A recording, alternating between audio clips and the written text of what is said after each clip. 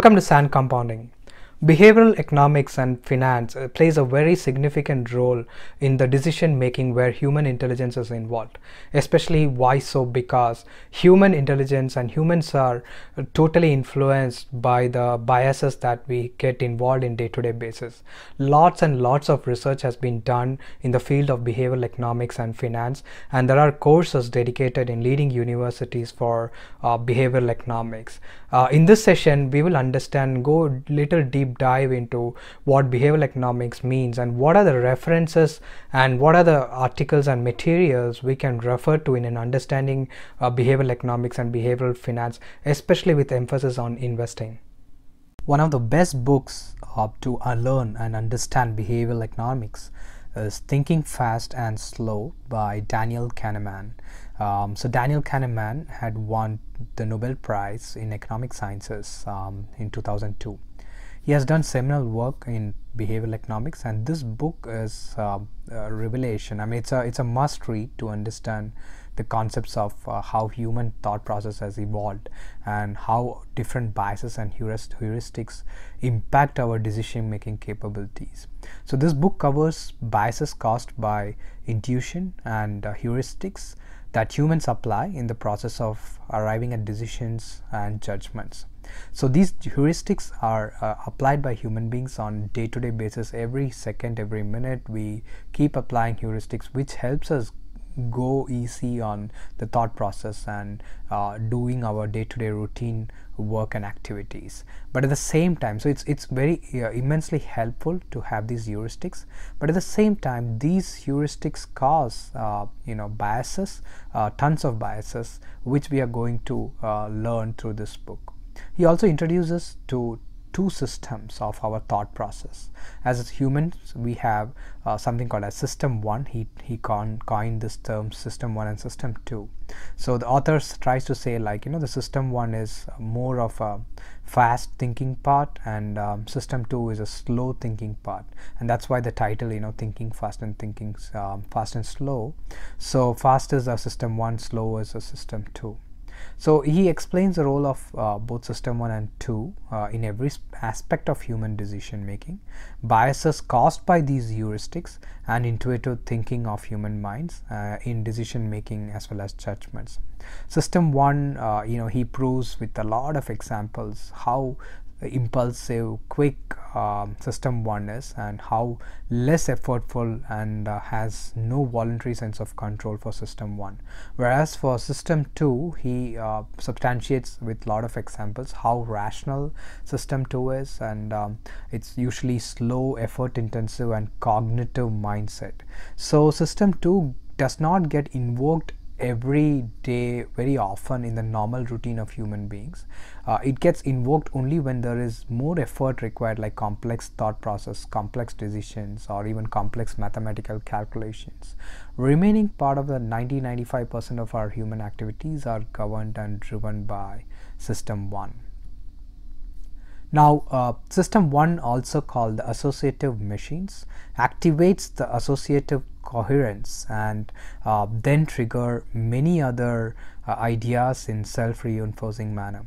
So it was a great revelation for me to read that System 1 provides the impressions that often turn into our beliefs, and that becomes a source of impulses that often become our choices and eventually our actions. And this is exactly why we need to follow priming process daily to create the positive and goal-oriented impressions. Precisely why many successful leaders and entrepreneurs talk about priming as their daily morning routine. So System 1 is a very powerful associative machine, and most of the thought process get registered in the memory for reuse, and this is a very self-reinforcing process. And another important term I learned is called WYSIATIYCRT, and however you want to term it as. It's an acronym used by Daniel Kahneman to define or to explain this bias. This is nothing but, it stands for what you see is all there is. That's WYSIATI, the first letters of all words. And it's a very powerful approach used by System 1, which is basically to arrive at decisions, judgments, answering questions, etc., based on the data or information that is available and accessible. So most often our human minds and thought process are driven by System 1 based on these associations that it forms, and also on the data that is immediately available. The data and information that is immediately available is what our minds take and process and arrive at judgments. So it's like jumping into conclusion. That is what System 1 often does, and that's based on all these associations and information, data that is available for the minds, which is easily available rather. And that is why System 2, where it takes a systematic, careful approach to evidences, System 2 takes a more effort in arriving at judgments and decisions. It uses more derived data, more derived informations, more deep thinking is required to arrive at judgments and conclusions. Like example, System 2 would usually use a set of checklist points before making a decision. System 1 does not use all those checklists and things. It is basically whatever memory can easily fetch based on the associations and data that is available. It just gets into the conclusions. Human thinking is also, it's still influenced by the evolutionary days, still to a great extent. In this book, the author explains clearly that the intuitive and creative minds powered by good mood is related to System 1. Whereas when the things are sad, frightening, like the good old evolutionary days, when things are not safe or frightening, System 2 gets triggered, and the cognitive and alert part of the thinking gets activated. That's very similar to the caveman days, where they have to be always alertful, and System 2 is activated whenever there is a danger. And finally, on this concept, the intensity matching, substitution questions are some of other techniques that System 1 uses to arrive at, those are certain heuristics, I would call it, which the human minds use. Moving on, the deep dive into biases in part 2. So there are 4 parts in this book. The first part talks about System 1 and 2 with a lot of examples. And the second part, the author deep dives into many biases. There are many biases to learn. There are many examples explained very well, very articulated. He is a great behavioral economic expert, and so much of it is worth reading. But for our readers and my viewers' benefit, I am just trying to highlight certain biases which we need to learn as investors, especially.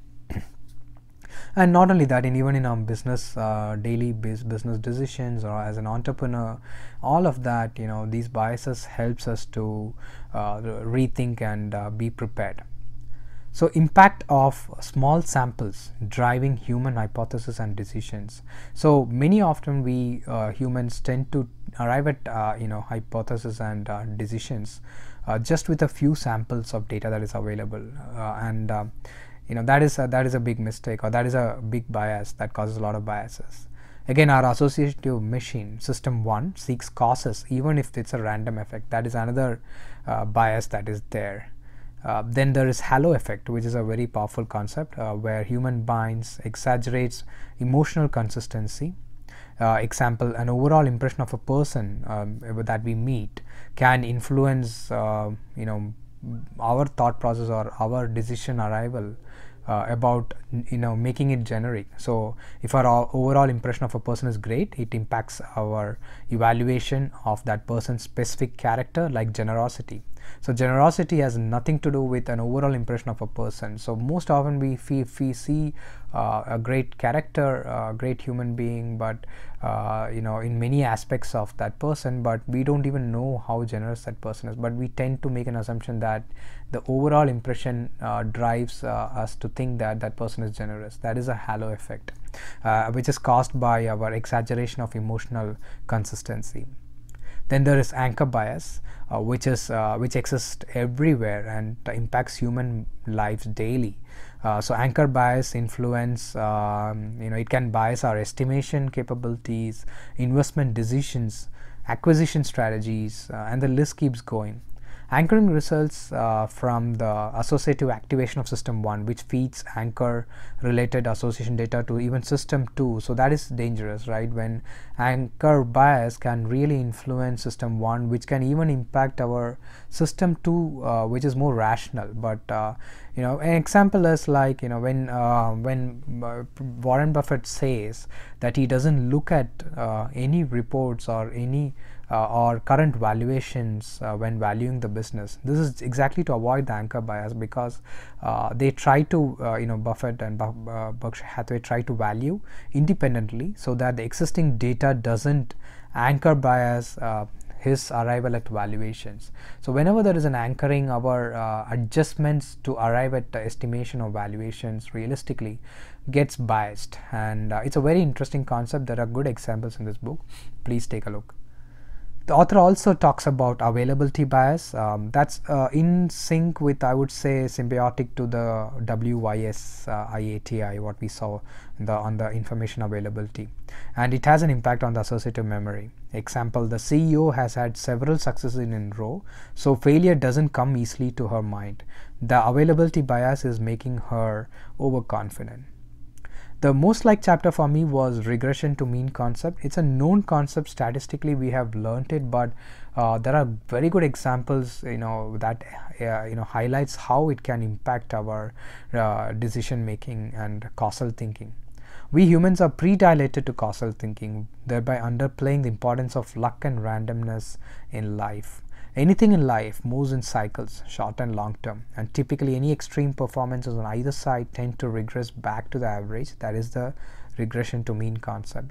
I've done a separate video on the impact of mean reversion. So the mean reversion concept is actually a derivative of regression to mean concept here, and mean reversion has a lot of impact on our performance in financial markets, and even sometimes when the markets are in panic, the ability to understand that if the company is really good, it can come back to mean, can regress back to mean. That is the concept, how it can influence in financial markets. So I'm not covering much here on the regression to mean. There are a couple of chapters. It's very interesting to read. Now moving on, there is part 3, where the author talks about overconfidences and biases. Although this part covers a lot about luck, randomness, overconfidence due to availability bias, impact of hindsight bias and outcome bias, which are all useful. There are many areas which can be demoralizing and deboosting for one's confidence. The author tend to highlight too much on the impact of luck and undermines any skills for many of the work or jobs. So there is something which we need to take with a pinch of salt on part 3. The hindsight bias goes hand in glove with outcome bias, where the world believes the skill based on the outcome of events than simple or luck or random factors. So it's an illusion of control that humans have in predicting the future based on past events, which generally we know it is not predictable, it's not controllable by human beings. He also covers the illusion of validity from what you see is available bias, coherence, and subjective confidence, even if the story or evidences are true. And rightly so, if the subjective confidence is not to be trusted, how can we even evaluate the validity of an intuitive judgment? I really learned a new concept called expert intuition. We all know intuition, but expert intuition and when to trust them, which is the environment should be regular. It can be trusted. The expert intuition can be trusted when the environment is regular and predictable to a great extent, and there should be an opportunity to learn regularities through prolonged practices. So continuous practices, if it is helpful, if it improves the skill and the environment is predictable, that's when we can believe on expert intuition. And this nothing but it just explains that over a lot of years of experience, by improving the skills on a daily basis for a long time, the ability to trust the expert intuition becomes higher. The predictability becomes higher. I can go on. There are 450 pages in this book, and it's a very large volume, but I wanted to emphasize 2 other important concepts to look for are prospect theory which is nothing but loss aversion and endowment effect, how they get qualified. Human responses to losses are sharper, stronger than the response to corresponding gains. This is loss aversion and has significant correlation to investing in markets. So key prospect theory based biases of system 1. So the fundamental idea of prospect theory is that the reference points exist and the losses loom larger than corresponding gains. So this is underlying concept. So loss aversion, let's see what that means. So human minds responds more strongly to losses than to commensurate gains. Example, consider the problem. You are offered a gamble on a toss of a coin. If the coin shows tails, you lose $100, and if the coin shows head, you win $150. Is this gamble attractive? Would you accept it? Because if you win, you're gaining more, $150, but if you lose, you're just getting $100. For how many people the fear of losing 100 is more than the hope of gaining 150? It would be most of the people, and that's precisely loss aversion. Human beings tend to avoid losses, and hence the author concluded that humans are loss averse. Generally, losses weigh twice as much as gains. And last, endowment effect, which was discovered by Richard Thaler, who is another great economist and who has won again Nobel Prize for his work in behavioral economics. He through a set of experiments along with Daniel Kahneman and Tversky, brought in this endowment effect concept, which is against the standard economic theory and is underpinned by the prospect theory as well as the loss aversion behavior of human beings. Endowment effect refers to owning something and our inability or pain to give up what we own even though we are promised for something else in return. Humans are more likely to retain an object they own, which they possess, and than acquire that same object when they do not own it. That's endowment effect. It makes us value things we own much higher than the market value, especially things like our houses that we own, the artwork that we own. We tend to value them much more than the reality, and we are hesitant to give them up. Goods that is held for exchange generally don't cause endowment effect, but goods for use or consumption causes endowment effect based on the experiments done by Thaler and Daniel Kahneman. So this was the overall gist of the book, Thinking Fast and Slow. It's a must-read book. It's a large volume, but there are very important concepts on behavioral economics, and these can really have influences and help us be prepared to avoid certain things called loss aversion or endowment effect and even halo effect, hindsight bias. It is helpful even in our day-to-day lives, not only investing, in every aspect of life. So it's a must-read book. Hope this session was useful for you. Thank you.